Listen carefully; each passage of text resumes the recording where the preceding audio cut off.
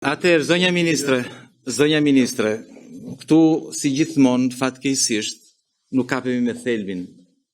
Vetëm me thelbin nuk kapemi me formën. Jo pse ngritë zërin, jo po pse më the zonja ministre, jo po pse po më shkon ashtu. Flasim për thelbin. Se është shumë i rëndësishëm thelbi. Para disa ditësh, zonja ministre, Bexhet Pacolli ka bërë një intervistë në Opinion, besoj se keni ndjekur të gjithë, ku ka bërë një deklaratë shumë të fortë.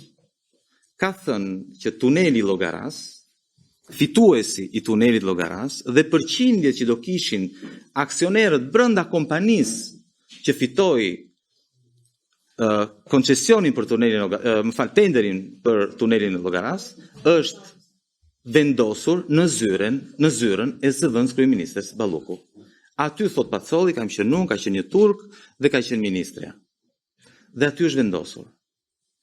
Tani, po të lexosh dosjen e Spakut po ashtu, edhe në dosjen e Spakut del që, nuk ka për Pacolli flet për aeroportin e Vlorës, fituesi i koncesionit të aeroportit të Vlorës është përcaktuar në zyrën e Belinda Ballukut. E thot shprehmisht, Spaku thot të njëjtën gjë, se dëgjoj që po flisin për diplomacinë ekonomike. Kjo është diplomacia ekonomike e qeverisë shqiptare, që të përcaktoj të gjej miqt e vet në përbot dhe të ndjeki interesin e vet duke përdorur parat e qytetarëve shqiptar? Kjo është pyetja e zotërisë. Zoti Llajo kërkuat fjala. Po flasim për diplomaci e cila ka disa nëndeg ose disa derivate të saj që është kulturës, është ekonomisë dhe midis atyre është edhe diplomacia mjekësore për të cilën zoti Sheu e denigroi ose e përçmoi. Duhet ta pyes, përçmoi fjalën diplomaci apo fjalën mjekësi, apo të dyja bashkë? Me që u bë kështu përgjigju pyetjes. Zoti Llajo, kur ka qenë e fundit që qenë në spital, zoti Llajo? Jo, një sekondë, s'kam bërë. Unë besoj, nëse ke qenë në spital, nuk e di nëse të ke patur mundësi, nëse të ke jetuar jashtë, nëse ke patur mundësin të jetosh jashtë, dhe kupton që shëndetësia jashtë dhe shëndetësia e një vendi normal me çfarë ndodh në Shqipëri nuk kanë lidhje. Në Shqipëri, nëse ti vete në spital, pos more para me vete, nuk të prek njëri me dorë. Më falni ta mbarojnë e pastaj, unë kam dëshmi për këtë. Nuk e di nëse këtu ka arritur ajo historia, ishit në parlament, nëse ju kujtohet. Ju kujtohet historia ti zotris që mori live një televizion afër me qëndrimet tuaja, dhe tha, vjen për të qeshur, ha? E di për çfarë po flas? Po vjen për të qeshur për atë zotrin që tha më vdiq djali sepse nuk ishte ilaçe? Kjo të vjen për të qeshur? Kjo të vjen për të qeshur? Kjo të vjen për të qeshur? Të vjen për të qeshur? Të vjen për të qeshur, dhe më për të qeshur. Atë po ta kujtoj edhe një herë. Atëherë, nga zotria mori telefon një televizion kombëtar dhe tha që djali im vdiq sepse nuk ishte ilaçe. Ishte i sëmur me tumor, po bënte kurën, nuk e di nëse jeni ndjeni apo jo, po ja tregoj unë. Po bënte kurën djali ti dhe një ditë të bukur doktoresha i tha nuk ka më ilaçe, i tha. Mbaruan, mos hajdeni më, i tha. Dhe djali im tha, pas disa javësh vdiq.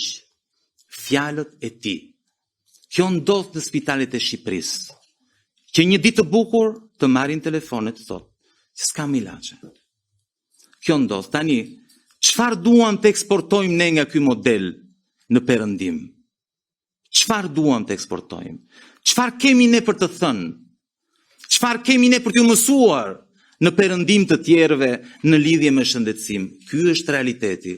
Edhe di zotri pse mungonin, e di pse E di pse mungonin ilaçet, sepse ndërkohë për të ndërtuar tunelin ne e bëm me 2 fishin e çmimit. 10 miliona euro vidheshin, ndërkohë që mungonin ilaçet. Dhe kjo ishte edhe pyetja që i bëra zonja ministres. Kjo ishte pyetja që i bëra. Thash, diplomaci ekonomike çfarë quajnë? Quajnë kur para përcaktojnë fituesin dhe ndajnë parat? Ky është modeli kësaj qeverie? Faleminderit. Zoti Sheu, më duket se diplomacia ka të bëjë me marrëdhënie bilaterale dhe të marrin dhe të japin. Në qoftë se neve nuk kemi për të dhënë, të paktën kemi për të marrë. Prandaj edhe shpjegoj dhe e shtjelloj që të bëjnë diplomaci mjekësore. Janë të respektueshme hallet dhe problemet e popullit dhe ato që thonë ju dhe i vinin në dukje, por ndërkohë do të ishte më e udhës nga ju të thoshin që kemi një buxhet i cili sot ka këtë shifër dhe ta shtojmë që ta bëjmë të tillë që neve të përmirësojmë shërbimin mjekësor i cili ka shumë hapa të mëdha të cilat janë për tu duar trokitur dhe patjetër që ka probleme që t'i vëmë në dukje bashkë dhe të përmirësojmë, po jo duke bërë rolin e një narcisti dhe jo për të bërë rolin e një denigrusi. Faleminderit. Do ju lutesha shumë kolegëve që të rrim tek tema Zonja ministre, s'ka ndërmend të përgjigjet pyetjes. Unë po flas. Jo po pyet. Keni ndërmend të përgjigjen apo? O zoti Sheaj, Keni ndërmend të përgjigjen pyetjes apo? O zoti Sheaj. Po ju bëj pyes juve, ju Atëre ju kërkoj shumë që t'i rrim temës diskutimit që kemi sot. Kemi ftuar ministren për Evropën dhe punët e jashtme për të diskutuar temat të cilat kanë të bëjnë me buxhetin e vitit 2026 me angazhimin e Ministrisë për Evropën dhe punët e jashtme në raport me buxhetin e propozuar. Zonja Muzhaqi, të lutem, fjala është për të. Shumë faleminderit. Unë në ndryshim nga çfarë kemi diskutuar deri tani, do përpiqem të bëj pyetje që në fakt lidhen me portofolin e ministres, se do kisha shumë interes që të kuptoja 2 nga politikat që ju në fakt keni propozuar në buxhetin e ri. E para që lidhet me krijimin e bordit të investimeve dhe të eksporteve. Jam kurioze dhe besoj dhe për qytetarët ka interes për të kuptuar se çfarë është qëllimi i këtij bordi dhe kush janë pritshmëritë që ju keni nga ky bord që lidhet drejt për drejt me investimet dhe me eksportet.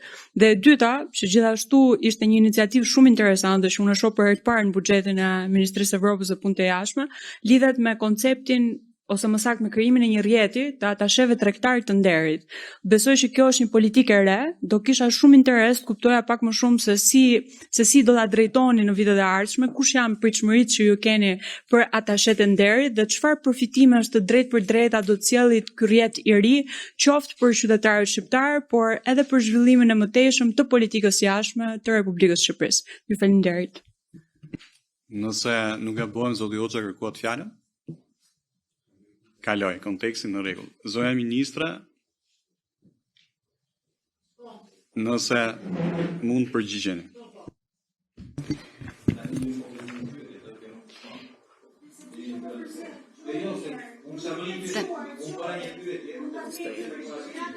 Zoti Sheaj, mund të përgjigjem unë?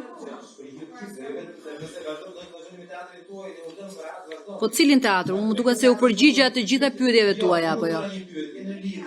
Po mirë, duroni atëherë, duroni.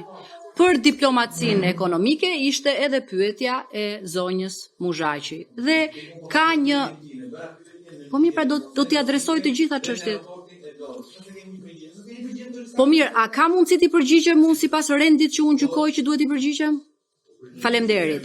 Dhe diplomacia ekonomike është një paketë e tërë që është menduar, që ju e gjithashtu reflektuar fakt në këtë buxhet. Dhe do doja që t'ishte më shumë fondi për diplomacinë ekonomike, duke nisur nga ju i quajtët atashet ekonomik, po në fakt janë konsuj ekonomik dhe pra janë konsuj nderi që janë të diasporës, janë aty, funksionojnë, kanë jetën e tyre, kanë suksesin e tyre dhe ne mund t'i angazhojmë në rrethin e konsujve të nderit në funksion të politikës sonë të diplomacisë ekonomike, ashtu si dhe bordi që do funksionoj për këshillimin.